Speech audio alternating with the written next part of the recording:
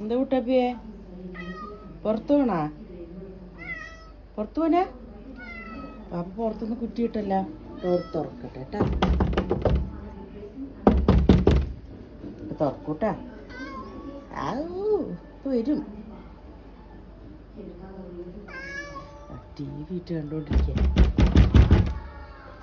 AC ഇട്ടതുകൊണ്ട് door ഇതിരി വെറുതെ അങ്ങോട്ടും ഇങ്ങോട്ടും തുറന്ന് പുറത്തേക്കും പോവും അകത്തേക്കും വരും. അങ്ങനെയാണ്. അപ്പോൾ പുറത്ത് നിൽക്കുക കുറ്റിയിട്ടിരിക്കുക.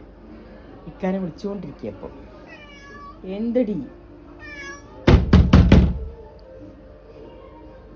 ടിവിൻ്റെ സൗണ്ടൊക്കെ കേൾക്കണ്ട. തല്ലുകൂടില്ല പിന്നെ.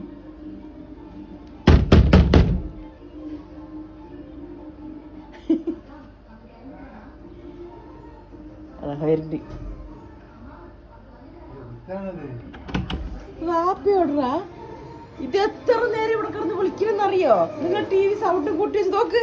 അതിന്റെ പിന്നാലെ പോകുന്നത് അങ്ങേക്കാണെങ്കിൽ നിങ്ങൾ ഇല്ലാണ്ട് പറ്റില്ല. ഞാനത് എന്നെ തൊഴിൽ തരില്ലാന്ന്. ഇത് പകലല്ല, പുലർച്ചെ 4 മണിയാണത്. കണ്ട നോമ്പ് പിടിക്കുമ്പോഴൊക്കെ അടിച്ച് നമ്മളൊക്കെ അടിച്ച് നിനക്കൊക്കെ എന്താവോ? നോമ്പ് എടുക്കണ്ട. ദാച്ചിട്ട് പിന്നാലെ വരും. കുറച്ച് ചോറ് കൊടുക്കുന്നതായിരുന്നു. നോമ്പ് എടുക്കട്ടെ. പക്ഷെ പകൽ 4-5 പ്രാവശ്യം ഫുഡ് കഴിക്കുന്നതായിരുന്നു. എന്താണ് കുറച്ച് ഫുഡ് കൊടുക്കുന്നു കുട്ടിക്ക്. എപ്പോ കഴിച്ചിട്ട് കിടന്നേ? ഇത്ര നേരം അവിടെ കിടക്കുന്ന നിങ്ങൾ പുറത്തുനിന്ന് കുറ്റിയിട്ടാ. ഇവര് വന്നിട്ട് വെറുതെ ഡോറിന്റെ അവിടെ വന്ന് വിളിക്കുക. പൊന്നിയേ ഇവിടെ വാ.